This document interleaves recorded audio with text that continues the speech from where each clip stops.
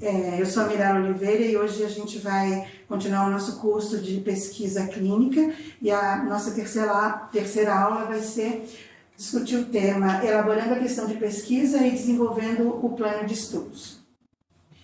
Então, qual é a definição da questão de pesquisa? A questão de pesquisa é a incerteza que o investigador pretende resolver ao realizar o estudo. É uma inquirição sobre um problema científico não respondido. Para exemplificar essas afirmações, eu dou o exemplo do estudo do corticoide, aproveitando o ensejo da vigência da pandemia. O uso de corticoide em situações de SARA, de síndrome da angústia respiratória aguda, ela é antiga e já foi estudada em várias outras situações. Em SARAs secundárias, principalmente a doenças bacterianas ou mesmo a outras doenças virais, né? De todo modo, quando veio a infecção pelo coronavírus com um comprometimento pulmonar semelhante a outras etiologias, de novo veio à baila a questão da interrogação da questão de pesquisa se usar o corticoide nessa situação, qual seria o desfecho? Diminuiria a mortalidade, diminuiria tempo de ventilação mecânica? Tem aplicabilidade usar o corticoide na infecção por coronavírus com comprometimento pulmonar? Então, era uma questão antiga e que voltou a ser interrogada diante de uma nova doença. Então, não necessariamente uma questão de pesquisa precisa ser acerca de um problema científico que ainda não respondido, mas uma aplicação ela pode ser aplicada num outro contexto, numa outra doença, numa outra situação. Sempre existirão inúmeras questões e mesmo quando se responde a uma, outras relacionadas poderão surgir. Uso de novo o exemplo do corticoide. No estudo do Recovery e no estudo do Codex, que usaram dexametasona, eles usaram um tipo de corticoide que não era utilizado nas outras pesquisas. As outras pesquisas com metilprednisolona ou com outros tipos de corticoide. Então, veio um estudo positivo, foi uma surpresa para a comunidade científica. Primeiro, ele ser positivo para o uso do corticoide nas SARAs. Segundo, pela utilização da dexametasona. Além disso, os dois estudos, eles utilizaram doses diferentes de corticoide. Um usou 6 mg, o outro usou 20 mg. Então, a partir desses dois estudos preliminares, vieram outras questões de pesquisa. Tem um corticoide melhor do que o outro? Será que dexametasona é mesmo o melhor corticoide? Ou utilizar um outro corticoide? Nós teríamos ainda mais benefícios. E qual é a dose ideal? Dose de 6, de 20, tem uma dose melhor que produza desfechos melhores do que as doses utilizadas nesses dois trials iniciais? Então, de uma questão antiga veio uma inovação e outras perguntas foram geradas a partir dessa questão. De fato, o desafio de se chegar a uma questão de pesquisa é definir uma questão importante que possa ser transformada em um plano de estudo factível e válido. Autores relacionados à pesquisa clínica, estudiosos, alguns consideram que questão de pesquisa pode ser chamada dessa forma se ela for capaz de levar um plano de estudo. Muitos consideram que quando isso não é possível, é só um interesse em pesquisa, um interesse no assunto, mas aquilo não consegue se transformar numa questão de pesquisa porque não pode levar a um plano de estudo que seja passível de ser feito. Então, é importante essa diferenciação entre o interesse de pesquisa e a formulação de uma questão de pesquisa. As melhores questões de pesquisa normalmente surgem dos achados e problemas que o pesquisador observou em seus estudos anteriores e nos de outros pesquisadores da área. Então, de maneira geral, quem se inicia na pesquisa, ela vai num crescendo de pesquisas que são históricas ou que são de bancos de dados, que são observacionais, que não são analíticas, até você chegar a um momento, a uma situação onde você é capaz de delinear um ensaio clínico. De maneira geral, os ensaios clínicos, randomizados, cegos, eles são ensaios complexos, estudos complexos e que, de maneira geral, vão precisar de uma estrutura de pesquisa maior, com vários players que possam, com seus saberes diferentes, produzir um estado clínico que seja um ensaio clínico bem desenhado. A pergunta da pesquisa determinará a população do estudo, o eixo de intervenção, a escolha dos desfechos, a análise estatística, enfim. Todo o escopo do projeto ele vai estar definido através da pesquisa, da questão da pesquisa. Então, isso é muito importante.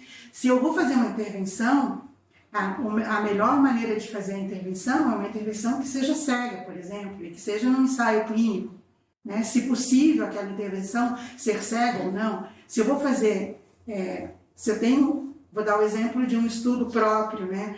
Quando a gente decidiu avaliar qual era o perfil epidemiológico dos pacientes com trauma do Hospital do Trabalhador, essa questão de pesquisa, qual é o perfil epidemiológico, a escolha óbvia foi um banco de dados de 10 mil pacientes, histórico, né? Ele poderia gerar no futuro um projeto que fosse uma coorte observacional, que fosse prospectiva, mas naquele momento a maneira mais rápida e escolhida foi um banco de dados que já existia, a utilização do banco de dados para fazer um observacional e histórico e no primeiro momento descritivo e posteriormente um analítico, né? Então toda a questão vai definir todo o escopo do teu projeto, então isso é fundamental, porque o delineamento do estudo vem dali, o tipo de estudo, a análise estatística que vai ser feita, tudo vem da questão da pesquisa que você se propõe a fazer, né? Outra coisa importante que eu já quero frisar novamente é que a questão da pesquisa, ela deve possibilitar um plano factível de estudo. Então eu vou falar um pouquinho mais do FINER, que o Álvaro já comentou, já foi comentado na primeira aula, mas o FINER tem tudo a ver com a questão da pesquisa e a gente vai falar um pouquinho mais sobre o FINER mais para frente. Existem alguns quesitos básicos para a elaboração de uma pergunta de pesquisa, né?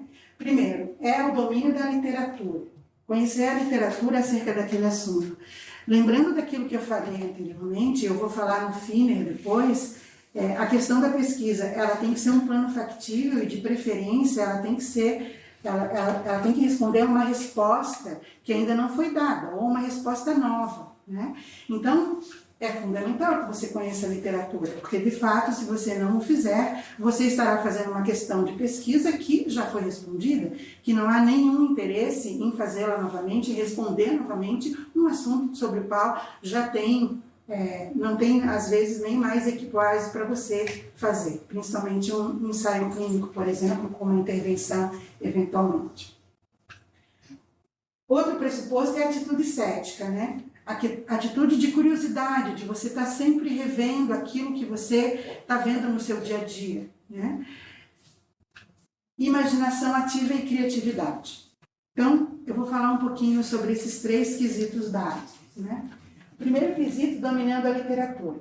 Então, a primeira fase é a busca ampla da literatura. E nós aqui que estamos começando a introduzir os nossos alunos na pesquisa, faz parte do nosso passo a passo, a orientação com essa primeira fase da elaboração da pesquisa. Muitas vezes a gente já parte de um assunto previamente estabelecido, é fato entre nós, uma curiosidade sobre alguma determinada população que a gente já tem acesso, uma população, a população acessível, no caso, e a partir daí a busca para o domínio da literatura, para busca na literatura.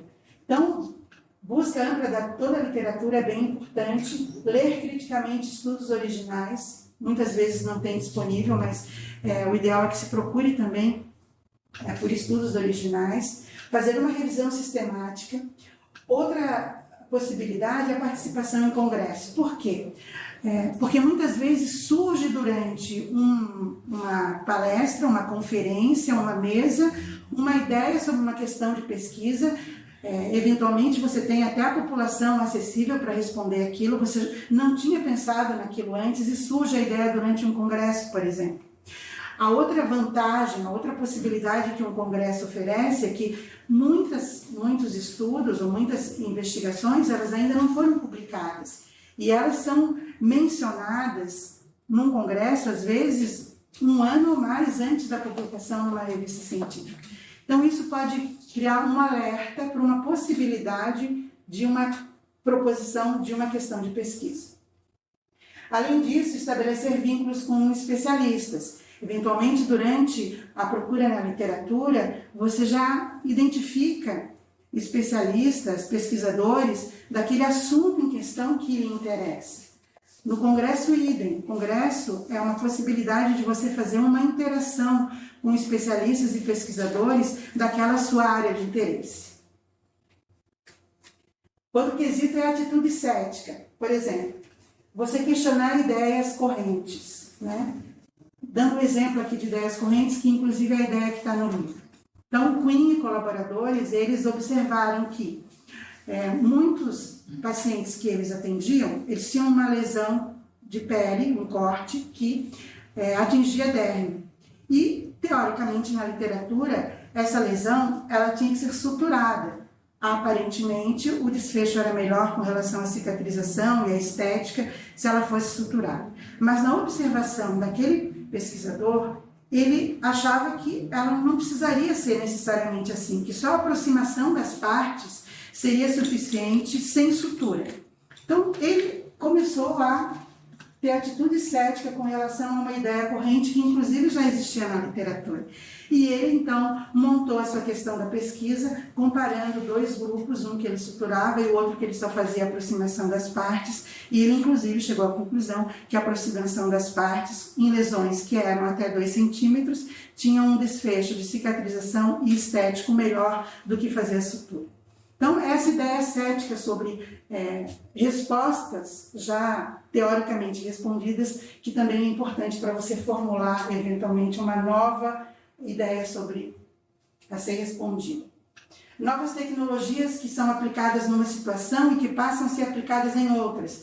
Um exemplo que eu dou é o Botox. O Botox sempre foi de aplicação de estética, mas hoje o Botox se usa, por exemplo, para enxaqueca e para cefaleias tensionais. Isso também partiu do princípio de uma tentativa de utilização de uma tecnologia numa outra situação. Ou então a aplicação de um conceito, tecnologia ou achado de uma área em outra.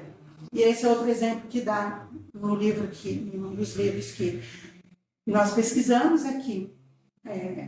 A rarefação óssea, por exemplo, da menopausa, enfim, ela pode levar a fraturas mais frequentes.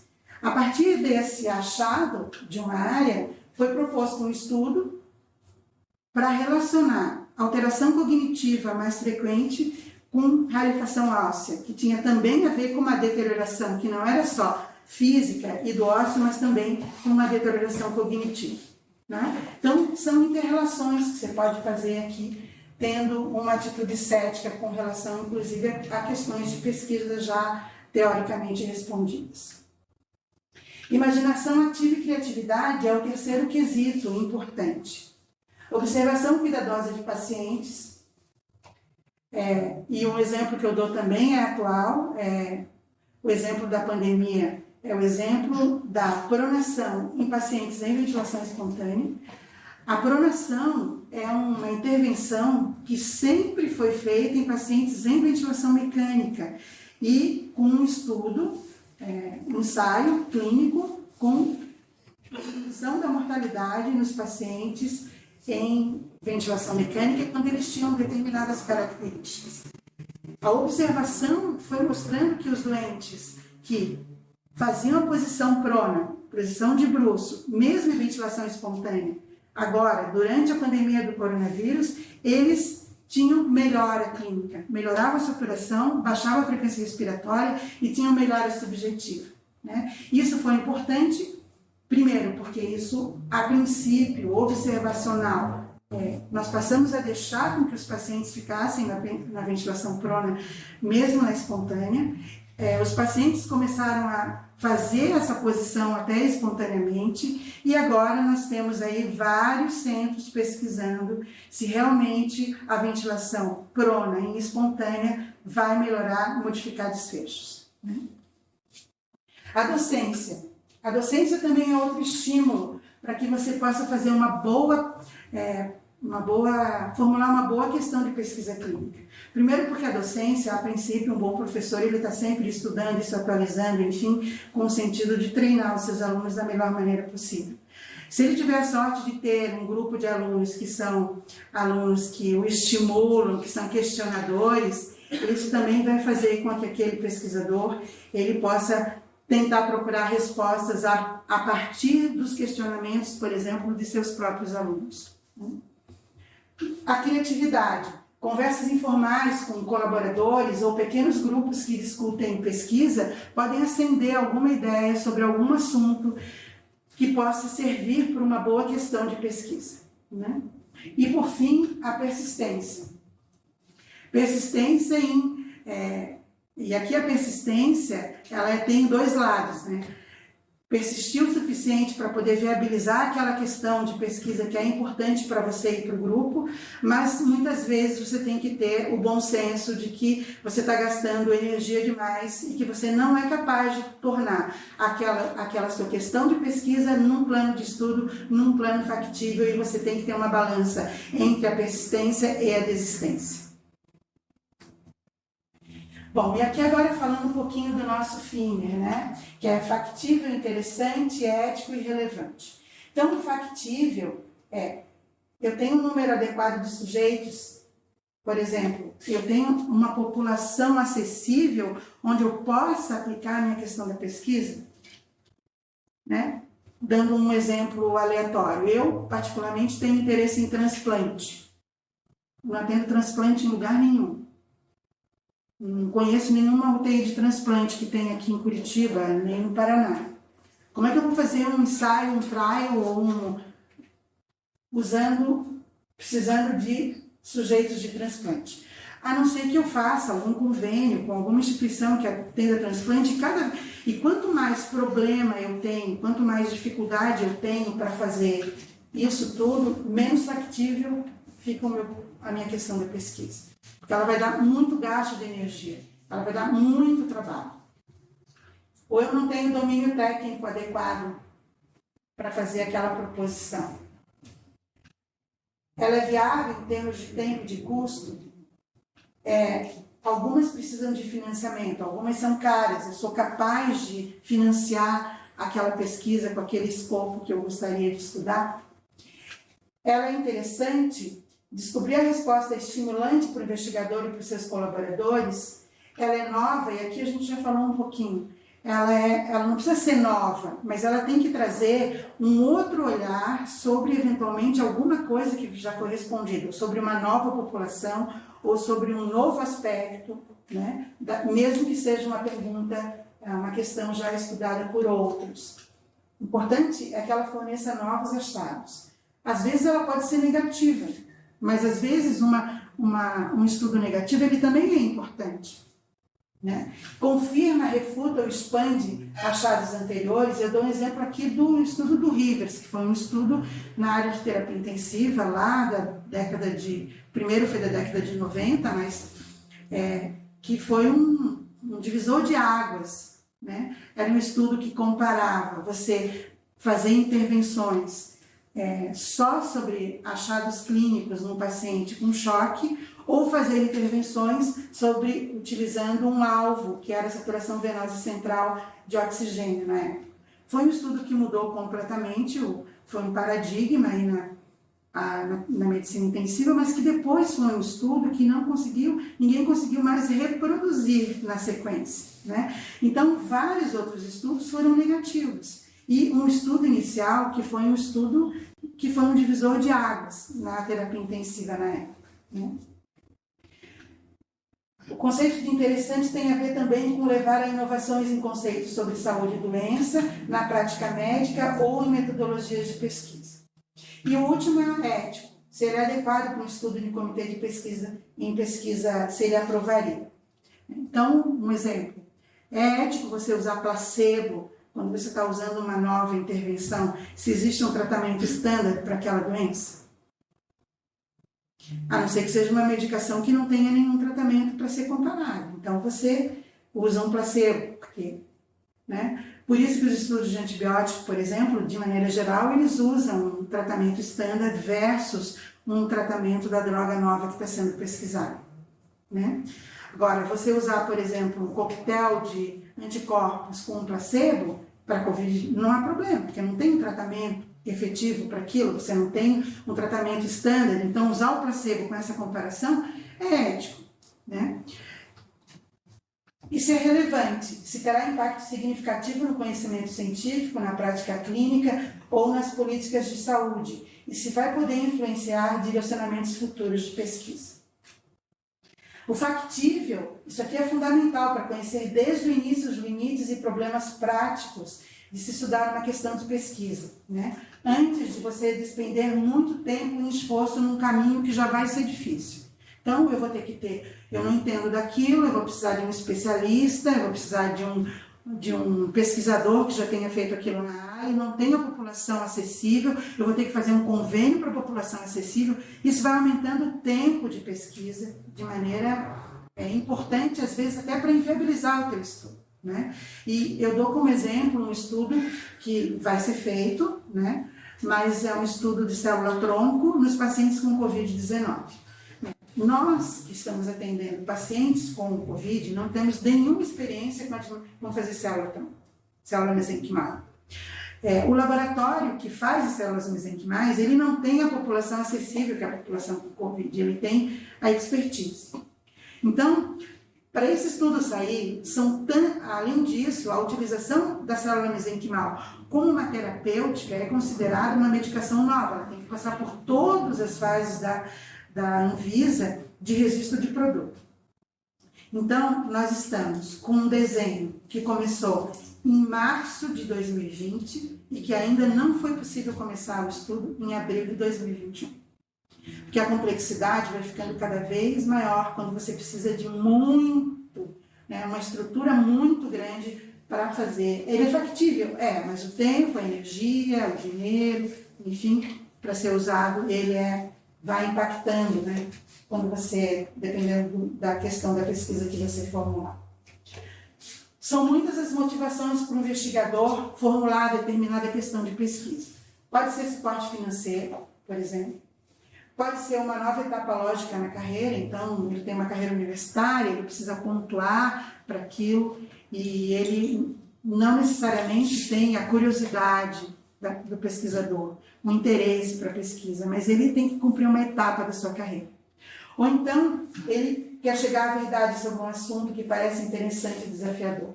A princípio, a terceira motivação, ela é a mais verdadeira, né? Talvez alguém que entre na pesquisa, possivelmente por essa motivação, é alguém que persistirá como pesquisador, diferente das duas primeiras, né?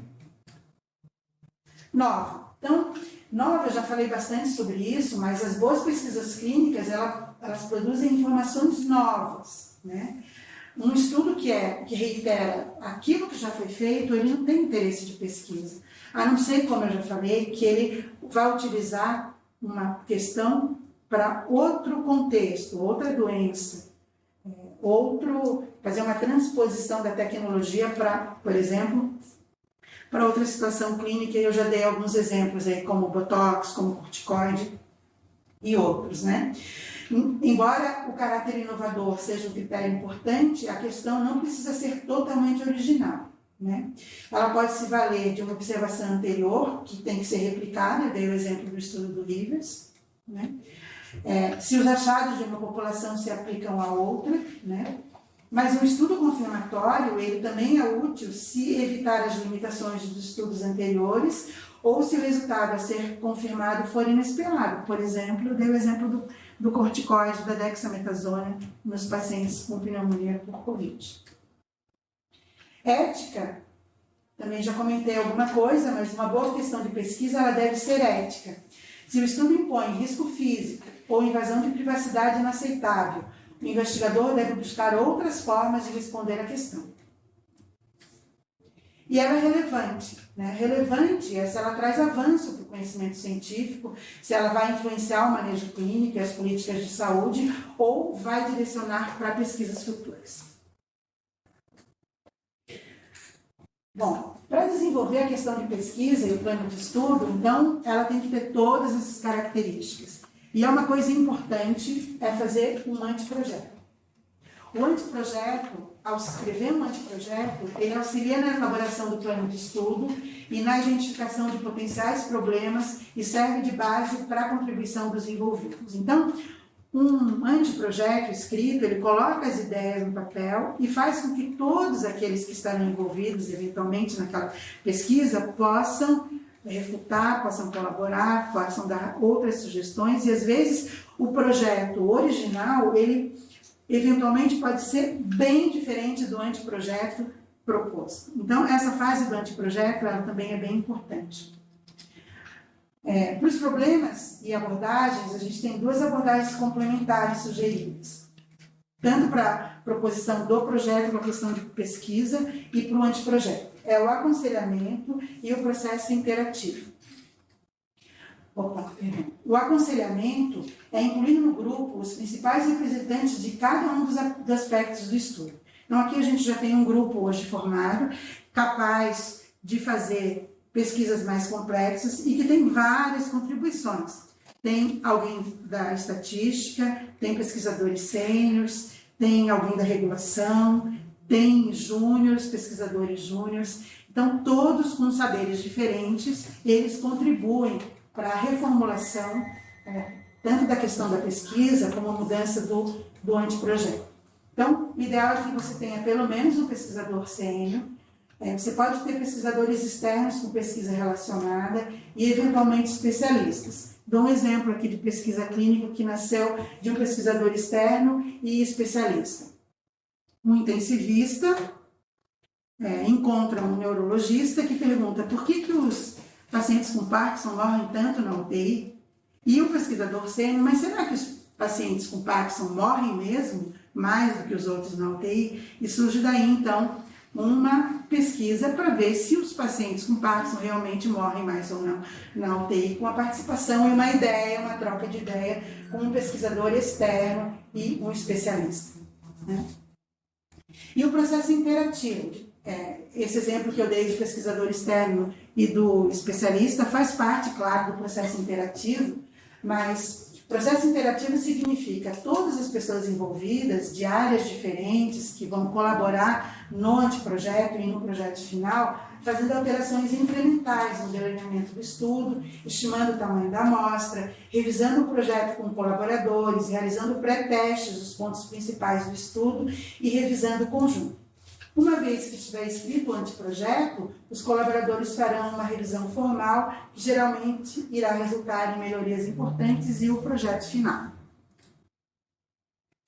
Bom, a gente também tem um papel, né? Principalmente aqui, nós que temos alunos, residentes de medicina intensiva e alunos até de outras, estagiários de outras áreas relacionadas, não só medicina relacionada à pesquisa, mas é a mentoria para um jovem pesquisador. A mentoria para um jovem pesquisador, quando existem jovens pesquisadores envolvidos, ela é muito importante. E ela deve ser baseada, de preferência, em encontros regulares, mas também em discussões informais. Então, é importante ter uma agenda que dê continuidade a essa discussão, né?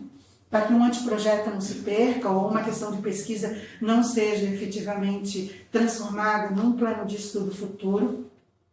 Deve ser encorajadas ideias criativas e compartilhar a experiência. Bom, com relação às questões principais e secundárias, né? Então, a recomendação é que, de maneira geral, os ensaios clínicos, eles costumam abordar o efeito de uma intervenção sobre mais de um desfecho, né? As cortes e os estudos de caso, eles controlam, de caso controle, eles avaliam vários fatores de risco para cada desfecho. Mas a estratégia mais sensata é você eleger uma questão de pesquisa principal. Sobre ela, você faz o desenvolvimento do plano de estudo e o tamanho da amostra. E você elenca questões que são secundárias, mas que também poderão trazer conclusões de valor. Né? Então, esse sempre é um desafio. Qual é a questão de pesquisa que será a principal, a mais importante como desfecho para ser medido? E as outras, então, serão questões secundárias complementares. Basicamente era isso que eu queria falar, são as considerações acerca da proposição de uma questão de pesquisa. Obrigada pela atenção. Muito bem, vamos colocar um pouquinho de discussão? Vamos. Então, Gabriela, acho que foi ótima aula e acho que ela aborda um dos aspectos importantes, né? Acho que nós vamos nessa linha agora de cada aula tem alguns aspectos que são relevantes. Mas talvez essa aula seja a aula 1, né, da montagem de um projeto de pesquisa, né? Ou seja, se você não souber o que você está procurando, você vai encontrar dados e não vai saber o que fazer com eles, né? Acho que essa ideia de que a gente precisa de definir com clareza o começo de uma pesquisa clínica vai fazer com que a gente não faça tanto retrabalho, que a gente seja mais focado na obtenção de dados para poder responder perguntas específicas e, consequentemente, crie maior eficiência, né, no nosso trabalho e melhor qualidade das coisas que a gente vai publicar ao longo do tempo. O outro é de que eu acho bonito, né? Agora, não sei se você percebe a mesma coisa, mas eu tenho acompanhado as aulas do curso do Felipe, do PCR, né? E a coisa mais legal, assim, de que eu queria que a gente cada vez mais tivesse essa cultura de que como essa discussão da questão da pesquisa faz com que a gente possa fazer reuniões e discutir o protocolo, discutir o que a gente está procurando, e isso cria uma irmandade, cria uma cultura entre a gente, de que cada um dá a sua opinião, dá a maneira como pode facilitar a abordagem de um banco de dados. Eu estava conversando com a Carol hoje, né, aquela sala ali do nosso centro de pesquisa, aquela sala maior, que vai ser uma sala de reuniões, para mim é a sala mais importante, que a gente possa a todo momento fazer reuniões em pequenos grupos ou em grupos maiores. Para cada projeto de pesquisa, ele precisa de vir para a mesa, né? Porque às vezes dá a impressão assim, de que alguém traz um protocolo de pesquisa, uma coisa meio pronta, e quer fazer com que aquilo seja feito. Ele meio que se sente assim, rompido ou desafiado de ter que discutir, de ter que mudar um plano de ação, né? Quando na verdade não, o pesquisador ele é aberto, ele é flexível, né? Ele tenta englobar opiniões de todo mundo para poder fazer o melhor para que um projeto de pesquisa dê certo. Então, a gente tem que ter esse feeling na cabeça o tempo todo e tem que começar a criar cada vez mais os hábitos de, claro que se discute em pequenos grupos, mas chega num determinado momento, a gente precisa de compartilhar ideias, compartilhar projetos, para que os projetos fiquem melhor. Ontem, rapidamente, a gente fez uma coisa dessa, né, com relação ao estudo do Dani, né, mudando algumas coisas rapidamente, e aí me parece que se tornou mais factível, mais possível de poder ser feito, o estudo com uma discussão ali de 10, 15 minutos. Né?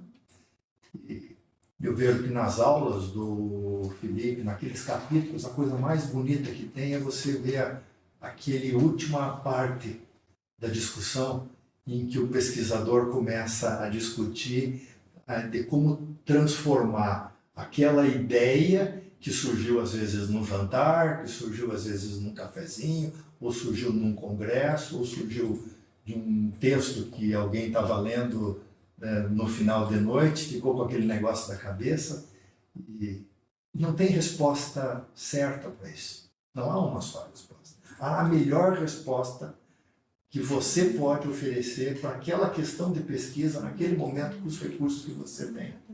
Ou com os recursos que você pode buscar. Esse teu exemplo da célula-tronco é um exemplo que nós temos que incorporar isso, né? Porque as grandes perguntas elas são respondidas através de uma rede de pesquisadores. Né?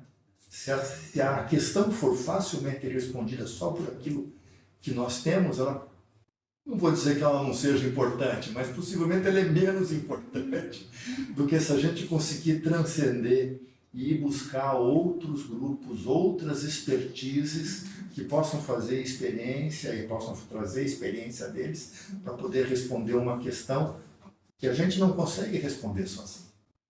né? O artigo do partícula de bóson, por exemplo, publicada há mais ou menos uns 5 anos atrás, ela tem mais do que 1000 autores. 1000! Por quê? Porque foram dezenas de laboratórios que foram necessários entrar em rede para poder dar uma resposta para uma coisa tão complexa como aquela. Tem uma pretensão de ter uma coisa complexa dessa, mas também não podemos ter a pretensão de poder ter tudo, a resposta para tudo. Esse biorepositório nosso vai nos permitir fazer boas perguntas, mas vai ser legal se a gente conseguir ir buscar para cada uma dessas perguntas quem é ou quais são as parcerias que a gente deve fazer para poder responder essas questões. A gente vai criando, discutindo isso, uma questão de grupo, uma questão de todo mundo estar enfronhado, todo mundo estar tentando buscar a melhor resposta para uma determinada pergunta. Concorda? Eu concordo. E essa questão é uma cultura que a gente não está formando, né? Porque, de fato, essa história de você escrever, às vezes, não é nem um anteprojeto, que a gente também não tem esse hábito, né? A gente faz um projeto já. E aí você tem que revisar e revisar. Mas o pesquisador, ele vem com uma ideia que ele acha que é a melhor do mundo, ele quer que aquilo seja feito. Essa cultura de todo mundo se sente meio checado, eu penso, você tem razão, quando traz tem que discutir com todo mundo e alguém diz que não, isso aqui não está bom, isso aqui não é possível, isso aqui tem que mudar, isso é pessoalizado, né? Então, acho que tem que partir daqui a ideia também de que é assim que se constrói e que vem uma ideia que vai ser melhorada por todos, entende? Então, é uma barreira para ser vencida, de fato, né? Falando do nosso grupo, eu imagino que seja assim em outros grupos, né? Quando você não está inserido num ambiente de pesquisa universal, né? Então, acho que faz parte do andamento, do amadurecimento daquilo que se quer para o futuro, né? Vai ser um sinal de amadurecimento quando a gente fizer isso de uma forma sistemática e a gente estiver preocupado não com a pesquisa que a gente trouxe, mas sim em traduzir a melhor pergunta e, consequentemente, como responder da melhor forma a pergunta que foi melhor formulada até do que aquela que eu tinha imaginado originalmente. Certo? Eliana? Eu acho que ao passo que a gente constrói esse ambiente de segurança, como o Dr. Álvaro falou, né? Trazer as questões à discussão de um grupo parceiro aqui, né? De crescimento global, como a gente está, facilita muito, porque você não está apresentando para pessoas externas que vão ter que vão te julgar, né? Na verdade, você está tentando apresentar algo para que outras pessoas com expertises diferentes contribuam. Então, acho que esse processo só pode fazer melhorar e crescer o processo da pesquisa. Eu uso muito para falar de projeto de pesquisa, o Dr. Álvaro falou, né, do objetivo. Eu uso sempre a analogia da Alice no País das Maravilhas, quando ela pergunta para o gato que caminho ela deve seguir, e aí o gato responde para ela que o caminho para onde ela quer chegar, e ela diz que não importa, e o gato fala, não importa para onde então você vai. E é bem isso, né? Se a gente não tem uma pergunta bem desenhada, o método, qual método, não importa a população, nada. Acho que por isso que essa acho que é o começo de tudo, né? Uma coisa que lá em Portugal eles estimulam a gente bastante a fazer nesse processo de formulação da pesquisa mapas conceituais para busca na literatura. E assim, a gente tem, eu pelo menos tenho, como eu falei agora do infográfico, eu tenho muita tendência a texto e a tópico, fluxo. Mas não, eles deram a licença do mapa mental e eles querem que a gente coloque em mapa mental para colocar da onde você pegou cada coisa, para depois poder juntar num todo, trazer graficamente. E realmente, parece que abre um pouco o horizonte nesse sentido. É bem interessante nessa busca da literatura. Mas Entendeu? Parabéns, doutora Mirella. Eu gostei bastante da sua apresentação. Eu acho que a pergunta da pesquisa, assim, obviamente, ela é o compasso, né, do projeto como um todo, e poder contar com a expertise de vários outros profissionais, isso vai refinando muito mais. Isso vai deixando muito mais rico, porque às vezes você tem um olhar específico ali e fica meio que engessado. E aí vem as outras pessoas contribuindo com os seus conhecimentos, com a sua expertise, e isso abrange de uma forma muito grandiosa, cujos resultados, né, cujos benefícios serão muito mais efetivos, com certeza. Muito interessante. Bom, Bom, para resumir bem, faz a gente pensar mesmo, principalmente nesse projeto nosso, o quanto a gente demorou para chegar à pergunta. Qual era a pergunta que a gente queria fazer? E enquanto não surgiu uma pergunta, não surgiu um trabalho. Acho que é bem por aí. E aquelas coisas, né? Não tentar responder todas as questões, e principalmente no final, ver se realmente que resposta que trouxe. Porque às vezes também se faz uma pergunta que é 10 respostas no final. Se tem a pergunta do resolvido. Outra coisa que eu acho importante é isso, é esse conhecimento mínimo compartilhado, né? Porque muitas vezes você faz observações que, eventualmente, aqui alguém não entenda e vice-versa, algumas coisas que sejam muito específicas. Então, acho que esse conhecimento mínimo que todo mundo tenha, né, eu definitivamente jamais saberei estatística como você sabe, nem é meu foco. Clínica como a Então, é isso mesmo, mas algumas coisas eu tenho que entender do que você fala e vice-versa, né? Isso é claro que a gente vai sempre ter aquele momento que eu vou perguntar para você, mas por que você está escolhendo isso, Rafael? Por que você está me dizendo isso que eu não entendi? E vice-versa, né? Mas essa uniformização mínima, assim, eu acho que também é importante para a gente caminhar como grupo, né? muito bem. Uma coisa... Eu estava pensando aqui naquilo que a Rafa falou, né, de onde quer chegar e saber onde quer chegar, né? Se a gente também não tiver claro o que a gente está procurando e qual é o objetivo, a gente acaba ficando com essa elaboração da questão da pesquisa uma coisa interminável. Porque se a gente não tem claro qual é o destino, a gente vai ficar sempre fazendo perguntas e aumentando, descobrindo coisas, e acaba ficando eterno esse levantamento, né? Eu penso assim, na verdade, a pesquisa nunca termina, né? Ela, num determinado momento, se ela foi bem efetuada, a pergunta e o delineamento pelo método hipotético dedutivo, né? Você deduz qual é o teste que você faz para poder testar a tua hipótese, a tua pergunta. Foi bem feito, você vai gerar um resultado. Esse resultado pode responder essa pergunta, legal, mas vão surgir outras novas. Então, a pesquisa, na verdade, ela se autoalimenta de bons resultados. Né? Bons resultados, de modo geral, geram perguntas além, né? Não necessariamente volta atrás, né? Um tijolinho a mais que você coloca na sua estrutura do conhecimento científico. É que nesse momento de elaboração, acho que é o cuidado, então, de definir claramente a questão justamente por isso, né? Para cada vez não ficar incluindo coisas e aquilo nunca tem um desfecho. Mas eu entendi o que você quis dizer, né? De alguma forma, assim, pode ser que vire uma bagunça, porque você fez a pergunta mal formulada, chegou num resultado que não responde a tua pergunta. Mas fez outra. Né? E você tem que reestruturar outra vez a pergunta, fazer uma outra pesquisa novamente, um outro projeto, para poder aí tentar responder a pergunta. Por isso a importância também, né, de escrever a pergunta de uma forma adequada, no sentido de, por exemplo, colocar a população, definir, conseguir escrever na pergunta a população-alvo mesmo, né? Sim. Obviamente que é a população, mas sim, que seja a população-alvo, senão fica aquela coisa meio Deus de sua obra, né, que eu sempre falo. Eu vou investigar todos os casos do mundo.